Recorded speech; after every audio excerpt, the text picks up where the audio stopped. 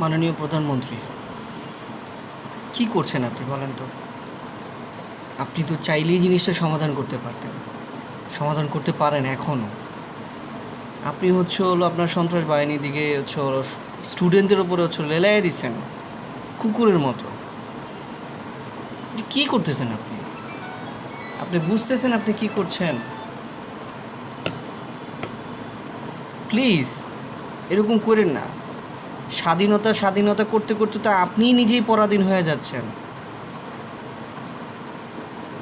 কিসের চেতনা, কিসের চেতনায় আছেন আপনি বলেন তো? আপনিও যে একজন মানুষ, মৃত্যু তো আপনাকেও গ্রহণ করতে হবে। আর কেন এমন করতেছেন?